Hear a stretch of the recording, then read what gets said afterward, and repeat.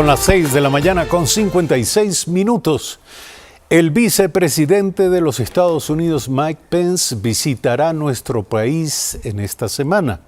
A criterio de conocedores de la política internacional, el país debe profundizar los diálogos bilaterales en tres grandes temas: seguridad, migración y comercio. Mike Pence es la tercera más alta autoridad del gobierno de Estados Unidos que realiza una visita oficial en toda la historia de Ecuador. El vicepresidente de Estados Unidos llegará al país esta semana como parte de una gira latinoamericana.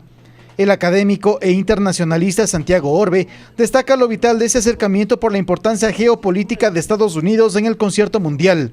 Propone mirar la visita de Pence desde un ámbito más pragmático que ideológico. No hay que temer este acercamiento, más bien hay que ver los hechos positivos de este acercamiento.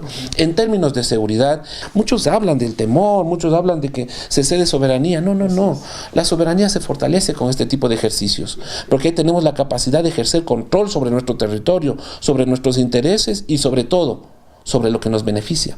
Para Orbe, Ecuador debe plantear los temas de diálogo en tres grandes ejes: seguridad, migración y comercio. En términos comerciales podemos decir que es un mercado potencial de más de 300 millones de consumidores. Y nos hemos alejado. ¿Por qué? Porque los principios ideológicos olvidaron las categorías de orden político estructural que son necesarias para el sostenimiento de un Estado. Por temas de seguridad, no ha trascendido públicamente la agenda de actividades del vicepresidente estadounidense. Lo que se conoce oficialmente será el encuentro que mantendrá en Carondelet con el jefe de Estado. Creo que vamos a hablar sobre nuestra relación fuerte, cómo está mejorando la relación bilateral, sobre temas de seguridad, de economía, de los temas regionales que son de preocupación. Javier Ceballos, Telediario. Son las 6:58 minutos. El vicepresidente de los Estados Unidos, Mike Pence, emprendió ayer, 25 de junio, su tercera gira latinoamericana. Y fuentes consultadas por la agencia española EFE señalan que el objetivo principal de su visita, fuentes en Washington, señalan que el objetivo principal de su visita será pedir a los líderes de Ecuador y Brasil que hagan más para presionar al gobierno venezolano de Nicolás Maduro. Según una fuente de la Casa Blanca que cita este corresponsal en Washington, Pence ha asumido un papel muy activo en la política estadounidense y este pedido respecto de Venezuela será el objetivo central de su visita a Brasil y a Ecuador. También visitará Guatemala para constatar la situación humanitaria como resultado de la erupción volcánica en ese país. Se encuentra con nosotros Juan Sebastián Roldán esta mañana, secretario particular de la Presidencia de la República. Bienvenido, gracias por estar aquí. A usted. ¿Cuáles serán los temas? ¿Está definida la agenda? Sí. Cada país, cuando hay una visita como esta, define cuáles son los temas de interés. Para el Ecuador es fundamental tratar temas de migración, de comercio y temas de seguridad. Para nosotros la alianza, el acuerdo con los Estados Unidos es fundamental para beneficiar a las personas que más necesitan en este país apoyo. El presidente Moreno es un hombre pragmático, es un hombre que entiende que hay que tomar de donde se tenga que tomar para beneficiar a los ecuatorianos, y dentro de ese pragmatismo es que nosotros tenemos que discutir con los Estados Unidos temas de migración, temas de comercio, es nuestro socio más importante, y temas de cooperación en seguridad. En temas de migración, ¿cuál es la agenda ecuatoriana? Ecuador tiene que precautelar que nuestros migrantes que están en los Estados Unidos, hace 30 años, estén en una buena situación, y tiene que precautelar también que la situación de aquellos que están en tránsito sea una situación que cuide sus derechos humanos. El Ecuador no va a abandonar a los ecuatorianos que decidan ir a ese país, y el Ecuador tiene una posición clara y una posición firme al respecto del respeto de los derechos humanos de nuestros compatriotas. El vicepresidente Pence en Brasil se reúne con el presidente Temer y además tiene previsto viajar a Manaos para visitar un centro de acogida de refugiados en Venezuela. También es un tema relacionado con migración, en este caso migración forzada o migración forzosa. Lo destacable es que Brasil ha recibido en los últimos meses unos 50,000 venezolanos y Estados Unidos ha aportado aproximadamente $20 millones para ayudar tanto a Brasil como a Colombia a asumir este flujo de personas de Venezuela que se están instalando en estos países. La pregunta es, en contrapartida, el Ecuador ¿a qué aspira y qué ha recibido? Porque nuestro país, no hay que negarlo, entre el 2016 y el 2017 recibió a más de 60.000 venezolanos. El Ecuador aspira a una solución permanente para la situación venezolana y por eso tuvimos una posición clara y la tenemos todavía con respecto a lo que se posicionaron los países del Grupo de Lima y lo que posicionaron los grupos del ALBA. Nosotros no estamos en ninguno de los dos grupos porque ninguno plantea una solución para la grave crisis que vive el hermano pueblo venezolano. Nosotros como país planteamos como salida una consulta popular dentro de Venezuela con observación de la OEA. El gobierno venezolano dijo respetuosamente que no le parecía una salida, pero buena parte de los opositores de Venezuela dijeron que les parecía una salida y hasta el presidente de Francia, Emmanuel Macron, dijo que le parecía una salida válida, porque el Ecuador no se puede quedar solamente en la posición de vemos el problema y necesitamos recursos para solucionarlo. No es así. El Ecuador tiene que buscar una salida y una solución para que esas personas que están saliendo de Venezuela en la situación que salen no tengan que hacerlo. Y ese país encuentre una salida y un camino para la solución de un tema tan delicado como el que están viviendo en términos y en materia de democracia y derechos humanos. Ahora, la tesis ecuatoriana no necesariamente es la tesis del vicepresidente Pence y del gobierno de los Estados Unidos. Y por eso es que me imagino que el vicepresidente Pence quiere venir al Ecuador para escuchar la tesis del Ecuador, para plantear lo que él tenga que plantear. El Ecuador tiene una posición clara, la va a sostener y la posición es encontrar una solución para Venezuela. Nosotros no creemos en las sanciones, nosotros no creemos en las llamadas de atención desde fuera porque eso no logra nada. ¿A quién llaman atención? A los gobernantes de turno. ¿Y qué pasa con las personas que siguen saliendo por la frontera? Nuestra preocupación tiene que ser con ellos, porque hace poquito tiempo, hace 15 años, vivimos lo mismo como Ecuador. Ecuatorianos que salían a otros países y la responsabilidad con esos ecuatorianos, con los migrantes ecuatorianos en España, en Italia, en los Estados Unidos, es hoy buscar una solución para sus hermanos venezolanos que están viviendo una situación similar. Ahora, en esta materia, en el caso venezolano, el vicepresidente de los Estados Unidos tiene una agenda muy dirigida, va a Brasil y a Ecuador. ¿Hay identidad de propósitos y de posturas entre Brasil y Ecuador en esta materia? Ecuador tiene una posición similar a la que ha tenido Uruguay, a la que ha tenido El Salvador, a la que han tenido varios, República Dominicana y otras varias islas del Caribe, que es no posicionarnos con el Grupo de Lima, que lo que plantea son sanciones a Venezuela y a partir de las sanciones me imagino que buscan una salida. Nosotros no creemos en eso porque está demostrado de sobra lo que pasó en Cuba. Es decir, los cubanos seguían saliendo en pateras y los gobiernos no se veían afectados. Y nosotros creemos que nada tiene que ver con la injerencia desde fuera. Nosotros creemos en que son los mismos pueblos los que tienen que encontrar una salida. Y creemos que el haber dejado una boya como la consulta popular poco a poco se va a volver en una situación de solución que podría cambiar las circunstancias en Venezuela. Ojalá así sea, porque el pueblo venezolano no aguanta más la situación que tiene hoy día. Cuando el vicepresidente Pence va a Brasil, va con un objetivo político muy claro, que es alinear a Itamaraty en una perspectiva, en una visión, en un enfoque, el de la Casa Blanca respecto del caso venezolano. Eso en una mano, en la otra va a hablar de comercio y en el caso de Brasil ya se llegó a un acuerdo porque Brasil es el segundo proveedor más importante de los Estados Unidos de acero para eximir a los aranceles de la importación de ese metal desde Brasil, a diferencia de la política que Estados Unidos sigue frente a China y frente al bloque europeo. En la visita al Ecuador, el vicepresidente Pence viene con las dos manos llenas de la misma manera, hablar de migración, hablar de alineación política y hablar de comercio con alguna alternativa atractiva para el país. Lo que le corresponde al Ecuador es tener claro qué es lo que le interesa al Ecuador de la visita del vicepresidente Pence. No nos olvidemos que el último vicepresidente en visitar el Ecuador fue en 1984, el expresidente Bush como vicepresidente, es decir, ha pasado todo este tiempo. Y por eso el Ecuador tiene que aprovechar la visita, por eso el presidente Moreno es claro y pragmático. Vamos a buscar temas específicos en comercio, vamos a buscar temas específicos en migración y vamos a buscar temas específicos en seguridad. ¿Qué nos interesa en comercio? El Ecuador, por ejemplo, no tiene todavía beneficios arancelarios para los productos de exportación más importantes de la sierra, las flores, el brócoli, la alcachofa. Vamos a buscar que eso suceda y vamos a ir a un acuerdo más sostenido, porque el problema es que estos beneficios que nos otorga los Estados Unidos en términos arancelarios tienen que beneficiarse cada 2 años y cada 2 años tenemos que estar viviendo casi esa angustia de ojalá se beneficien porque de otra manera nuestros exportadores entran en una situación compleja. Creo que es el momento de utilizar la situación política y geopolítica actual actual y el Ecuador debería ir a un acuerdo comercial que les beneficie a nuestros exportadores y por tal razón a quienes trabajan para ellos en términos comerciales. ¿A cambio de qué? A cambio de que el Ecuador siga trabajando como sigue trabajando en términos comerciales con otro país. Es decir, aquí Pero se lo pregunto porque dos... ya Ecuador tiene un acuerdo con Europa. ¿Sería algo de las mismas características? Pero es que no se trata a cambio de qué. De lo que se trata es estamos comercializando productos que son beneficiarios para los dos. Ellos no tienen alcachofa, nosotros les damos alcachofa. Y a nosotros nos interesa venderles alcachofa porque es un gran socio comercial y si nosotros lo hacemos estamos dando trabajo en el país. Para este gobierno el empleo es una prioridad y por eso vamos a tratar de hacer todo lo que esté en nuestras manos con los Estados Unidos, con China, con la Unión Europea, con Gran Bretaña, con quien fuera, para poder vender más y a partir de eso generar más empleo. Pero es imposible desconocer que hay una enorme asimetría entre Ecuador y Estados Unidos. Y al mismo tiempo somos complementarios. El aperturismo completo para Ecuador tiene un precio, un altísimo precio. Es que nadie está hablando de aperturismo completo. Lo que estamos hablando es de un acuerdo comercial en los temas que le benefician al Ecuador desde el lado ecuatoriano.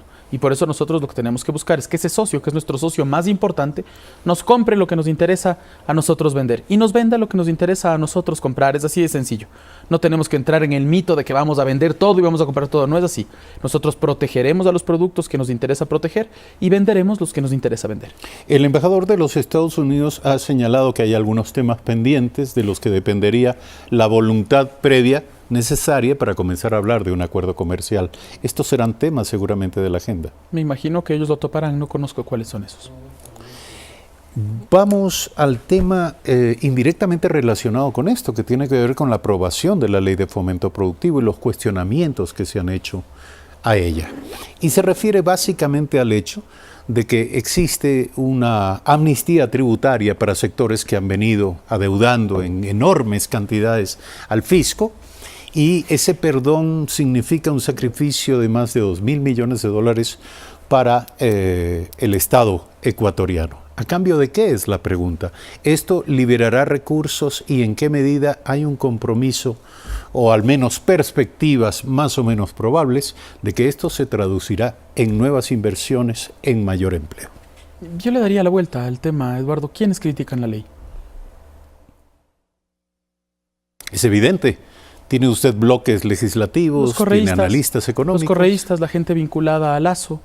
Nosotros entendemos que hay una posición política de la gente de Lazo que tiene que ponerse del otro lado del gobierno porque se le va acabando la agenda política y nosotros comprendemos que los correístas hoy día tienen que criticarnos porque ya no tienen más recursos. La ley es positiva para todos los ecuatorianos. La remisión tributaria no solamente beneficia a los grandes, sino también a los pequeños y a los medianos. A diferencia de los grandes, a los que les entrega 90 días para poder pagar, a los pequeños les entrega 2 años para poder pagar. Y todas las personas que no han podido pagar sus cuentas de luz, sus cuentas de agua, que por alguna razón han tenido alguna disputa con el Estado en términos de impuestos, hoy día estaban casi en una situación de quiebra. ¿Qué le corresponde al gobierno? Darles una salida, permitirles seguir trabajando, permitirles seguir dando empleo. Pero estamos hablando de grandes deudores. Pero yo también estoy hablando de pequeños deudores. No del que debe la luz. El 80% de los beneficiarios de esta remisión van a ser pequeños. Claro, bajo la lógica correísta o la lógica de Lazo son solamente los grandes, porque les interesa posicionar eso, pero lo que nosotros tenemos que hacer es decir la verdad. 80% de los beneficiarios van a ser pequeños y medianos. Y solamente así es que beneficias y permites que la sociedad vaya caminando.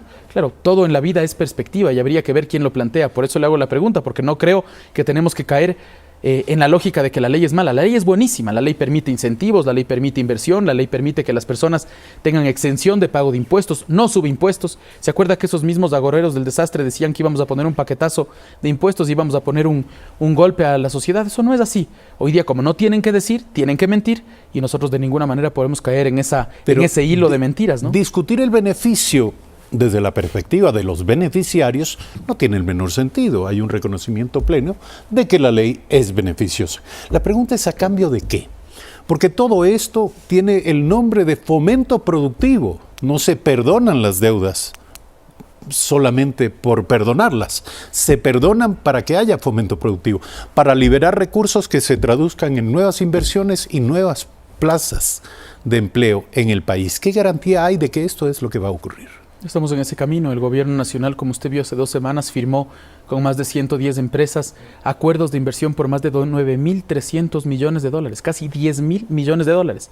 ¿Qué garantía que este es un gobierno abierto, que este es un gobierno que brinda sin certezas, que este es un gobierno que no persigue empresarios, que este es un gobierno que se sienta con la gente y le dice lo que cree, aun cuando tenga que discrepar, que abre a la opinión pública para discutir los grandes temas? Eso le da tranquilidad al inversor. Y a partir de nosotros, ¿a cambio de qué? Nosotros lo único que buscamos es empleo. Generación de empleo para que los ecuatorianos tengan todos los días mejores condiciones de vida, mejores condiciones de trabajo. Esa es la apuesta del gobierno y esa es la carta de cambio. Empleo, seriedad, empresas que se correspondan con la sociedad, que cumplan con sus deberes y con sus obligaciones. Quiero pasar a otro tema que es también muy importante en el diálogo de esta mañana y que tiene que ver con la reinstitucionalización de la justicia en el país. El Consejo de Transición Ciudadana Transitorio, el Consejo Transitorio de la Judicatura ha nombrado algunos fiscales de manera provisional. Esto ha generado una enorme polémica y entre los nombres de los nombrados está el de un hermano del presidente de la República. ¿Se pronunciará la presidencia al respecto? No nos corresponde, le corresponde al Consejo de la Judicatura explicarle al país por qué nombró fiscales provinciales en distintas ciudades del país. Sin embargo, el hermano del presidente de la República es un fiscal de carrera, va 20 años en esa institución. Y ayer por la noche dijo en un medio de comunicación que si es necesario dará un paso a un lado, porque a él lo que le interesa es el concurso definitivo, está en marcha un concurso definitivo. Es el Consejo de la Judicatura el que tendrá que decidir y explicar por qué nombró 24 fiscales en el país, por qué nombró a cada uno, y entiendo hasta que uno de los miembros del Consejo de la Judicatura ayer nombrado ha planteado que planteará un replanteamiento, un repensar esa decisión que tomó el Consejo de la Judicatura la semana pasada. Nosotros, como la presidencia, nos corresponde hacer lo que hemos hecho desde que llegamos al poder. Respetar los otros poderes del Estado, respetar la independencia de la función judicial. Es a la gente que hoy día tomó estas decisiones que le corresponde explicar ese tema específicamente. ¿En qué medida temen ustedes que exista una suerte de restitución de los poderes tradicionales en el campo de la justicia? Aquellos que en un momento fueron cuestionados por mal desempeño en sus funciones y que eventualmente podrían volver a la función judicial en virtud de toda esta en medio de la corriente y de la distracción que genera una corriente de renovación. Yo creo que hay que entender y regresar poquitos meses y entender de dónde viene este cambio. El presidente Moreno le planteó al Ecuador que se reinstitucionalice el país, que miremos nuestras instituciones y veamos qué es lo que pasó en el pasado. Hace 10 años lo que pasaba es que el presidente Correa decidía quiénes eran sus panas a los que ponía en cada institución. El presidente Moreno pidió a los ecuatorianos que le digan si estaban de acuerdo en cambiar eso y nombrar un consejo de participación ciudadana independiente. Los ecuatorianos le dijeron masivamente que sí, abrumadoramente que sí, y él nombró a 5 a 7 miembros del Consejo de Participación Independientes, gente que nada tiene que ver con el gobierno. Son esas personas las que nombraron el nuevo Consejo de la Judicatura. Y nosotros tenemos la tranquilidad de que todos ellos van a entender que en el espíritu de la consulta popular, la idea no es volver ni al pasado inmediato ni al pasado remoto, es mirar al futuro. En política, el que pierde es el que mira por el retrovisor. Hay que mirar adelante. ¿Cuántos ecuatorianos capaces pueden cumplir todas las funciones de esas instituciones? Y creemos que eso va a suceder. Sería un gravísimo error.